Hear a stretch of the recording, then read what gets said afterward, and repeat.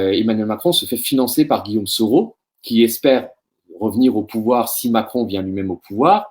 Et en fait, comme Macron ne respecte sa parole à personne, il trahit finalement Guillaume Soro avec l'aide d'intérêt, parce que c'est Sarkozy et les frères Buis qui le poussent, pour aller se rabibocher avec Ouattara. Ensuite, Macron, il commence à favoriser Tidjane Thiam, parce que Tidjane Thiam, il a failli être ministre, ça on le sait moins, mais il a failli être ministre en France, de l'économie en France, juste avant le Covid. Macron a failli le nommer, et Macron, il aime bien Tidjane Thiam parce que c'est un banquier, c'est un libéral, c'est un mec qui lui ressemble et tout ça. Donc, il a essayé de pousser Tidjane Thiam, ça n'a pas marché en Côte d'Ivoire. Donc, finalement, il est revenu un peu contraint et forcé avec Ouattara, de notre réseau diplomatique en France, ce qui fait que on a de moins en moins de monde sur le terrain et des gens de moins en moins compétents, des gens qui connaissent de moins en moins le terrain.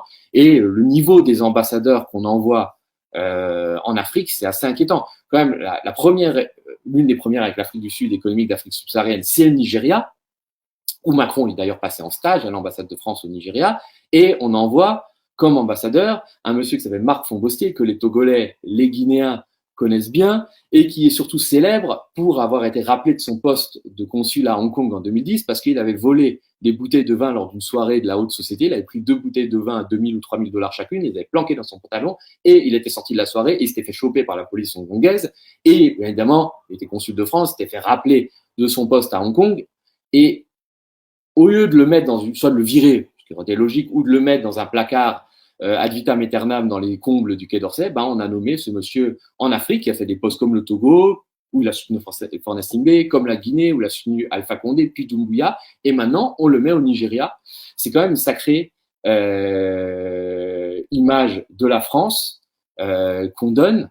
Et celui qui vous parle là, c'est un Français et qui donne son avis sur des questions liées à la diplomatie française. Il commence à nous expliquer qu'en 2020, Emmanuel Macron supportait Soro Guillaume parce que Soro Guillaume lui donnait de l'argent, ou tout au moins le finançait. Ça fait un. Il dit, lorsque la carte Soro Guillaume ne marche plus en 2025, Emmanuel Macron fabrique des toutes pièces Tidjane Thiam alias Chakadjan pour l'amener en Côte d'Ivoire, pour essayer de représenter les intérêts d'une bande d'amis. C'est tellement malheureux que la diplomatie française soit réduite à cela qu'on se demande où la France veut véritablement finir. Parce qu'on n'est pas puissance nucléaire pour avoir des diplomates voleurs de vin. On n'est pas un pays qui est dans le Conseil de sécurité de l'ONU et ne pas être capable de s'assumer. On n'est pas le pays qui prétendrait être le pays de l'égalité, de la fraternité, et être le pays le plus hypocrite dans sa gestion vis-à-vis des autres. On ne demande pas que quelqu'un soit juste. On ne demande pas que la France se transforme en précepteur de la morale plus que même les prophètes. Non.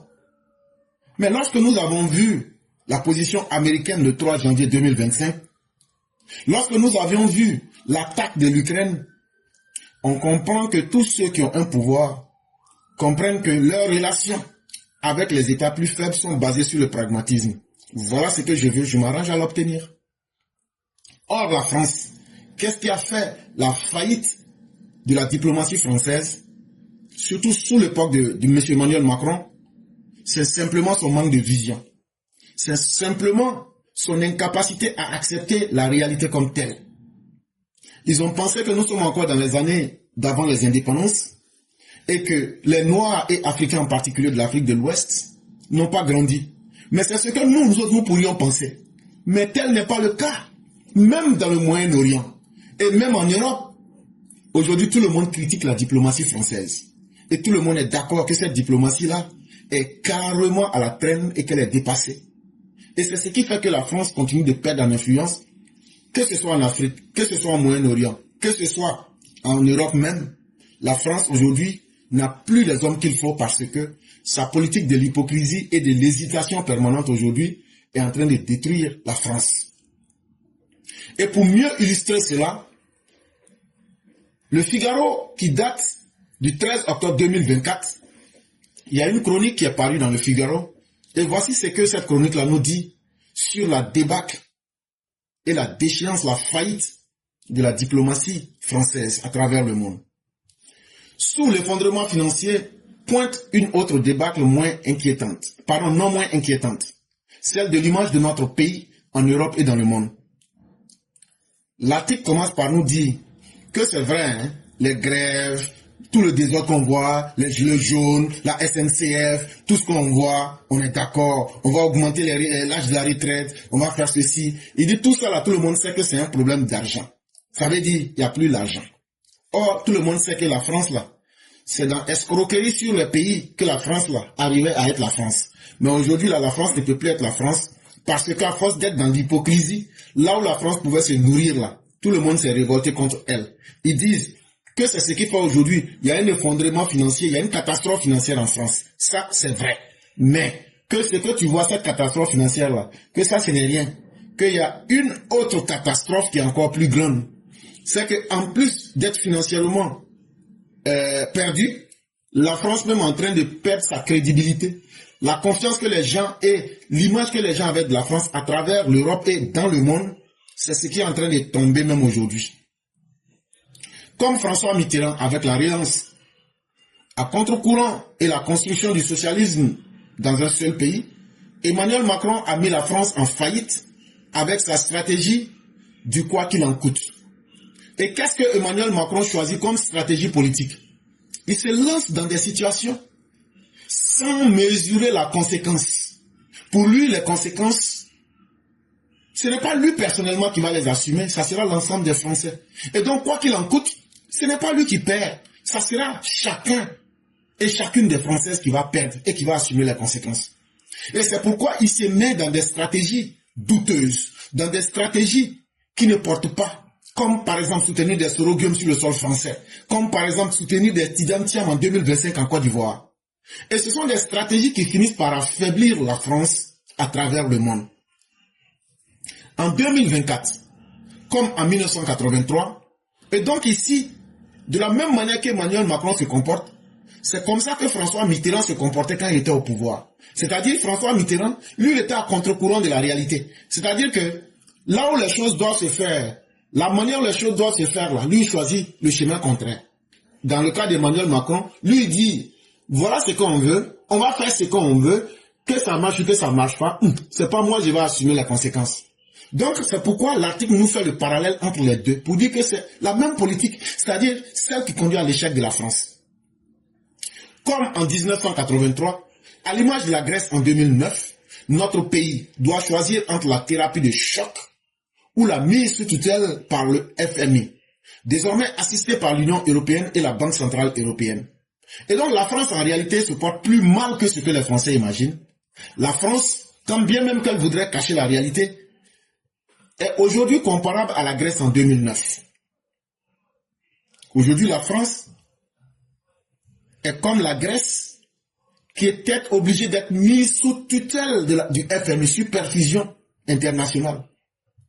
Aujourd'hui, ce qui sauve encore la France, c'est l'Union européenne et la Banque centrale européenne. Mais sous l'effondrement financier pointe une autre débâcle, non moins inquiétante, qui touche au statut et à l'image de notre pays en Europe et dans le monde. Mais si vous pensez que le pire, c'était seulement l'effondrement financier et économique en France, vous vous trompez très mal. Parce que le pire, c'est que la France aujourd'hui, là, comme on le dit, plus personne n'accorde un clou à la France.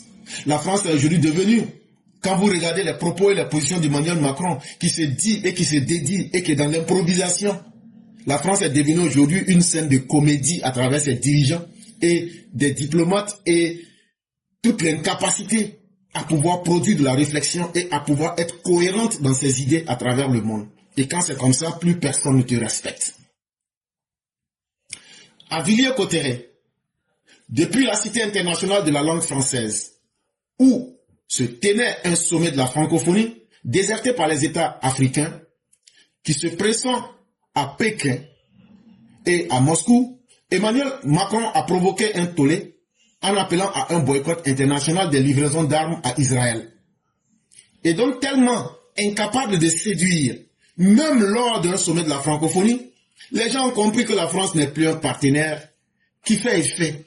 Et donc aujourd'hui, les pays africains se cherchent de nouveaux partenaires. Que ce soit Moscou, que ce soit la Russie, que ce soit les États-Unis, que ce soit n'importe qui. Au moins, ce n'est plus avec une image qui ne tient plus. C'est-à-dire celle de la France. Ce n'est plus avec un pays qui est dans la politique de l'hypocrisie permanente. Et là, comme si ça ne suffisait pas, affaibli, humilié, le même Emmanuel Macron se lève pour dire, mais pourquoi ne boycotterait pas les armes pour la livraison d'armes à l'Israël? Mais en même temps, cette même France-là soutient les États-Unis dans les bombardements de Gaza. Que voulez-vous? Quelle incohérence. Mais c'est ça la France. Elle dit non, il ne faut pas qu'on donne des armes à l'Israël, mais en même temps, elle soutient les États-Unis. Donc finalement, qu'est-ce que cette France-là veut? Cette déclaration faite à la veille des commémorations des massacres du 7 octobre lui a valu une réplique cinglante et justifiée de Benjamin Netanyahou. Le même Emmanuel Macron proposait, il y a un an, de former une coalition internationale contre le Hamas, s'inspirant de celle formée sous la direction des États-Unis pour éradiquer l'État islamique. Or, il se trouve que ce même Macron qui nous parlait pour dire qu'il ne faut pas livrer d'armes à l'Israël, un an auparavant, avec des intellectuels mercenaires comme les Lévis, c'est eux qui étaient là qu'il fallait former une coalition pour aller lutter contre le Hamas, comme de la manière que les États-Unis ont formé une coalition pour aller lutter contre l'État islamique en Afghanistan et en Irak. Mais c'est la même personne que vous retrouvez une année plus tard en train de dire le contraire de ce qu'elle proclamait. Bon, ça là, comment voulez-vous que vos partenaires vous respectent? Et c'est ce manque de crédibilité qu'incarne Emmanuel Macron qui est devenu la réalité française aujourd'hui dans le monde entier. Il observe aujourd'hui un silence respectueux vis-à-vis du Hamas et du Hezbollah, qui ont enlevé, torturé et tué de nombreux citoyens et des soldats français, comprenne qui pourra. Et donc, avec la politique de l'incohérence qui est prônée par Emmanuel Macron à travers le monde, ce n'est plus surprenant. Ce n'est pas seulement nous les Africains qu'il fait cela, mais c'est aussi à tout le monde entier. Parce que quelqu'un qui dirige un pays nucléaire mais qui n'a pas de suite dans les idées. Et à force d'être dans les hésitations, les Français et surtout les soldats français en payent le prix à travers le monde. Ils perdent la vie et on espère que ceux qui pourraient comprendre, comprendraient cela. Le même jour, le président Abdelmadjid Tebboune célébrait sa réélection avec 84,3% des voix, en expliquant que l'Algérie avait été choisie pour le grand remplacement. Le vrai grand remplacement consistant à chasser la population locale pour ramener une population européenne avec des massacres, avec une armée génocidaire. Il contournait ainsi 7 années de diplomatie mémorielle et de soumission d'Emmanuel Macron à la propagande de la dictature algérienne. Et l'exemple le plus patent, lorsque le président Abdelmadjid Tebboune de l'Algérie se fait réélire, il impose un bras de fer avec la France et il humilie copieusement la France, de sorte que la France est obligée de dire le langage propagandiste des Algériens. Quelle honte! Mais c'est ça aussi cette France-là qu'il faut qu'on ait le courage de vous présenter. Parce que c'est la France elle-même qui décide aujourd'hui de se mettre dans la boue, dans la gadoue. Et quand quelqu'un se met lui-même plus bas que la terre, ce n'est pas à nous d'en avoir pitié. Cet octobre noir de la diplomatie française au Moyen-Orient et au Maghreb ne constitue pas un accident isolé. Emmanuel Macron a systématiquement détruit la position extérieure de notre pays, y compris l'Union européenne, qui était censée constituer sa priorité ainsi que la boussole de son action. Il a ramené la France à la fin de la 4e République, quand elle était l'homme malade de l'Europe et la risée du monde. Et donc, que vous soyez dans le Moyen-Orient, c'est-à-dire les pays arabes, que vous soyez en Afrique du Nord qu'on appelle le Maghreb, que vous soyez en Afrique subsaharienne que nous allons appeler ici notre Afrique, aujourd'hui, la diplomatie française, surtout dirigée par Emmanuel Macron, aujourd'hui est en train de vivre les conséquences de son incohérence. Et aujourd'hui, n'ayant plus de priorité, la France est devenue une voix de la périphérie dans les questions internationales. La France peut parler, mais personne ne tient compte de sa voix. Quand Emmanuel Macron vient ici et que le président américain le prend et le traite comme son chiot, à peine s'il ne mettait la main sur sa tête pour le caresser comme un écolier, pour lui dire, je sais que lui sera tout doux, il va me comprendre, il va s'y mettre dans les rangs et il sera là. Et c'est cette France-là aujourd'hui qui est devenue l'image de ce qu'elle était pendant la 4e République. Une France qui était comme un homme malade en agonie et une France qui était l'objet de la moquerie, la risée du monde. Aujourd'hui, en 2026, c'est à cette France-là qu'on assiste aujourd'hui. Et donc la France ne fait plus peur. La France ne peut plus nous faire de mystification parce qu'elle s'est elle-même ridiculisée partout dans le monde. Quand vous voyez des petits États comme le Burkina Faso, comme le Mali, comme le Niger et comme, je dirais même le Tchad, qui ont bouté cette France-là comme des malpropres. Et toute une série d'États africains a dit, nous avons renégocié nos accords militaires avec la France, nous n'en voulons plus. Ça veut dire que c'est fini pour la France. Et c'est ce désaveu-là qui fait aujourd'hui que vous souffrez en France. Parce que la France aujourd'hui qui tenait sa grandeur, en faisant de la politique de l'hypocrisie aujourd'hui, ne peut plus encore la pratiquer puisque les réalités du monde ont changé. Et les diplomates et les intellectuels de Sciences Po n'ont pas réfléchi à des alternatives, pensant que les mêmes méthodes seraient toujours les bonnes. Une rupture majeure est ainsi intervenue en Afrique de l'Ouest, dont la France a été évincée par l'alliance des juntes de l'AES et des populistes de la Russie, avec sur le plan militaire la Chine et sur le plan économique aussi. Venant après les putschs au Mali, au Burkina, au Niger et au Gabon, la victoire de Bassirou Diomaye Faye et de Ousmane Sonko au Sénégal enterre la présence française en Afrique, avec pour symbole le démantèlement programmé de la zone CFA, qui constituait le moteur de l'intégration régionale. Jusqu'à Emmanuel Macron, tous se tournaient vers la France pour traiter des problématiques africaines. Désormais, on se détourne catégoriquement de la France. Il en va de même en Asie-Pacifique, où le maintien de la France est gravement compromis par le chaos dans lequel a versé la Nouvelle-Calédonie, du fait de l'irresponsabilité qui a présidé au projet de réforme du corps électoral.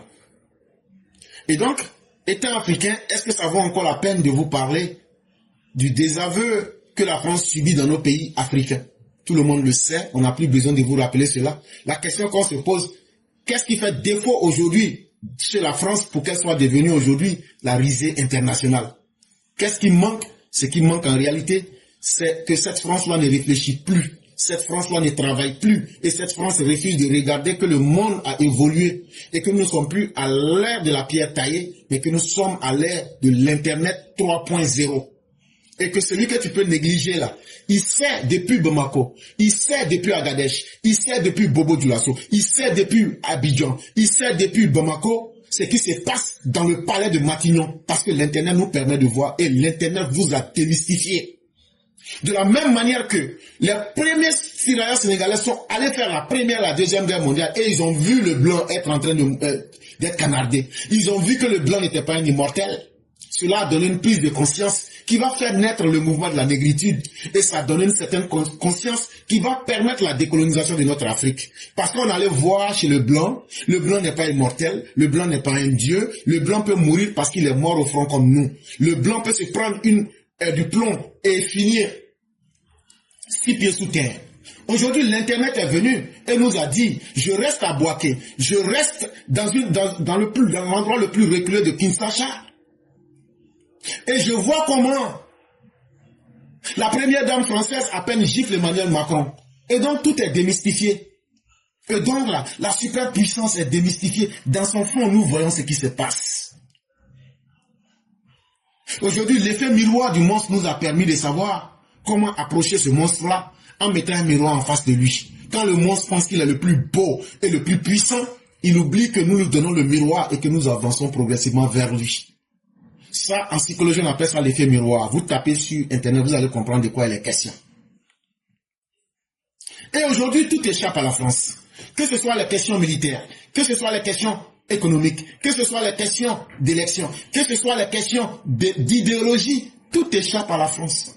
La Russie est en train d'occuper le plan militaire, la Chine occupe le plan économique, les États-Unis occupent le plan intellectuel, et la France, elle occupe quoi? Elle occupe un passé qui est déjà passé et qui ne reviendra plus parce que le monde évolue. Le monde est en constante évolution. Et même le franc CFA, qui pouvait servir d'élément d'unité à la France pour essayer d'avoir une certaine influence sur un certain nombre de pays, bientôt nous allons faire notre écho. Ce qui sera encore une révolution idéologique parce que des pays anglophones vont intégrer cela et la France ne fera que faire perdre de plus. Et là, vous verrez, la France qui ne sait pas se choisir des partenaires, la France qui veut toujours jouer sur les deux fronts, se retrouvera maintenant à jouer sur la carte du réalisme, mais tout affaibli. Jusqu'à Emmanuel Macron, tous se tournaient vers la France pour traiter des problématiques africaines. Mais maintenant, plus personne ne va en France. Parce que la France elle-même n'arrive même pas à régler ses problèmes en Nouvelle-Calédonie. À cause de l'irresponsabilité de la réforme électorale. Vous-même, vous avez des problèmes pour organiser vos élections. Comment vous voudrez venir nous expliquer à Abidjan quelque chose ou bien nous faire un prêt pour pouvoir nous piéger? Ça ne marche plus, voyez-vous, parce que vos propres incohérences ont montré vos propres limites.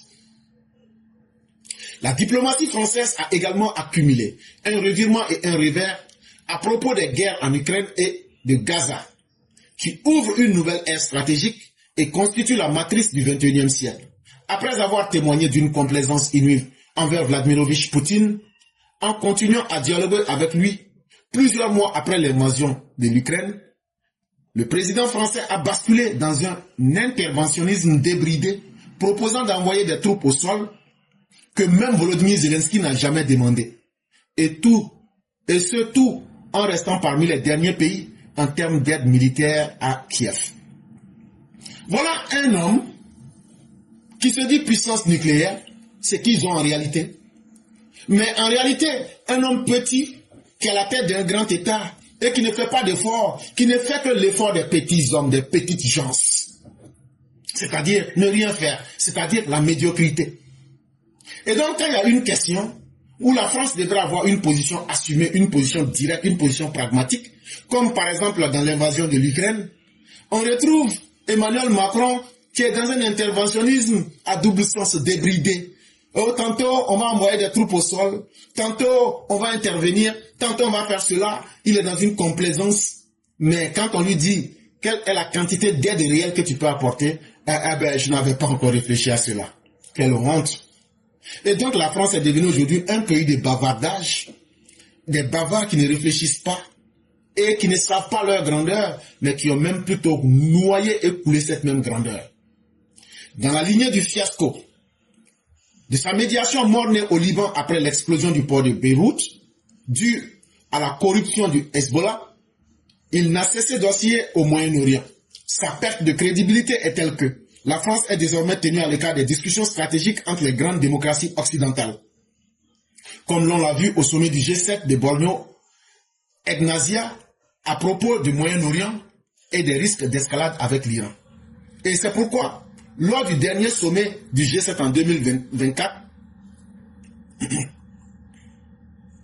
les gens se sont dit, on peut discuter avec tout le monde, mais la France ne sera là que pour un décor, pour de la grosse plaisanterie. Donc, personne n'a envie de discuter parce que, de toute façon, la position française n'a aucun intérêt vital sur les relations internationales et sur la stratégie internationale. Donc, la France est devenue aujourd'hui un partenaire qui est nul, un partenaire qui s'est annihilé lui-même. Parce que la France, aujourd'hui, ce que l'on vous reproche en Afrique, c'est ce que même vos partenaires occidentaux vous reprochent. Vous n'êtes pas suffisamment garçon pour adopter une position claire. Et ça, tant que la France ne changera pas cela, la France sera finie. La France sera mise à l'écart de tous les grands rendez-vous stratégiques dans le monde. La relance de l'Union européenne, mise en scène par le discours de la Sorbonne, était présentée comme le grand dessein d'Emmanuel Macron. Or, l'éviction de Thierry Breton de la Commission, venant après la disparition de notre Parlement, acte politique, le déclassement économique et financier de la France. L'Union se construit désormais sans la France, voire contre même la France, à l'image de la nomination de 2 militants anti-nucléaires radicaux espagnols, Teresa Ribera Rodriguez et le Danois Dan Jorgensen, à la transition écologique et à l'énergie. La relation de la France a pour corollaire la prise de contrôle de l'Union par l'Allemagne, en dépit de la crise de son modèle mercantiliste et de l'impasse de ses choix énergétiques. Et c'est comme ça que la France va perdre la gestion, la présidence de l'Union européenne. En termes d'idéologie, même en ce qui concernait les questions sur l'énergie et les alternatives, on va même changer les représentants français qui étaient Thierry Breton, qui était le représentant de la Commission, parce qu'on constate que la France est déclassée, que ce soit idéologiquement, économiquement et financièrement. La France ne sert plus à rien. Et donc, est-ce qu'on va construire une Europe avec une France qui ne nous sert à rien, ou bien on va aller contre ce que même la France dira, mais on va se tourner des gens qui ont aujourd'hui de l'influence. Et des gens qui ont de l'influence, c'est par exemple l'Allemagne, qui a un modèle économique résilient. Et même si la majeure partie des Européens n'aiment pas le mécanisme de commerce qu'imposent les Allemands, ils disent, mais c'est mieux, ça donne des résultats au moins. Et le choix sur les énergies qu'on va utiliser, ils disent, même si on n'aime pas le modèle allemand, mais ça marche. Et qu'est-ce qu'on fait? C'est mieux d'aller vers ces modèles-là plutôt que, et c'est mieux de donner notre destin à ces personnes plutôt que de nous livrer à des gens qui sont dans le bavardage et l'hypocrisie. Avec une vision dont Ursula von der Leyen est la dépositrice, qui repose sur l'intégration de l'Europe dans un ensemble nord-américain, l'hostilité au nucléaire civil et militaire, la délégation de la sécurité aux États-Unis à travers l'OTAN, la prudence vis-à-vis de la Russie, la complaisance à l'égard de la Chine, le couplage de l'élargissement rapide avec la systématisation du vote à la majorité qualifiée, soit autant d'ententes aux intérêts vitaux de la France qui vont de pair avec l'annihilation du projet d'une Europe puissante remise à l'ordre du jour par Mario Draghi. Et donc, quand on était puissant, qu'on a pensé que cette puissance-là était éternelle, au point qu'on se disqualifiait, on se dispense de travailler, c'est ce qui vous arrive. Et c'est très bien fait, ça doit servir d'exemple. Parce qu'on n'est pas premier pour rien, mais quand on décide d'être volontairement parmi les derniers, on paye cela très chèrement. La France est la seule responsable de son abaissement international. Le crash de notre diplomatie doit beaucoup au discrédit d'Emmanuel Macron, pour lequel les dirigeants étrangers n'ont plus que défiance et mépris. Donc aujourd'hui, si la France est tombée, que ce soit en Afrique, que ce soit au Moyen-Orient, que ce soit même en Europe même, c'est l'irresponsabilité, le manque de vision et surtout la paresse des gens que Emmanuel Macron, a commencé par lui-même, ont mis à la tête de la France. Et qu'est-ce que ça provoque? Ça provoque du mépris chez leurs partenaires. Et ça fait qu'aujourd'hui, même les États comme le Burkina, le Mali peuvent défier la France. Il est aussi lié à la suppression du corps diplomatique qui a soumis le Quai d'Orsay au fait du prince, au règne de l'amateurisme et de la courtisanerie. Quand tu te fais entourer par des gens qui disent « Oui, à travers Jean Le Drian, moi j'ai des entrées à l'Élysée. » Quand tu prends les Benalla, qui ne sont que des voyous, pour faire d'eux des diplomates improvisés. Et quand tu prends surtout des individus qui n'ont jamais donné des résultats que la catastrophe comme Tidjane Thiam, pour essayer de tracer la vision politique de la France à l'extérieur de ses frontières, voilà ce que ça vous donne. Des gens qui ne connaissent même pas la constitution ivoirienne, tu les fabriques dans l'arrière-plan en pensant que nous ne le savions pas. Et voilà que cet amateurisme-là et cette courtisanerie, c'est le résultat que ça donne. Mais les raisons structurelles dominent. Elles renvoient à la paralysie des institutions de la Ve République, à l'inefficacité de l'État, au décrochage économique, à la perte de contrôle de nos finances publiques, à l'éclatement de la société et au clientélisme électoral qui a servi la diplomatie à la politique intérieure.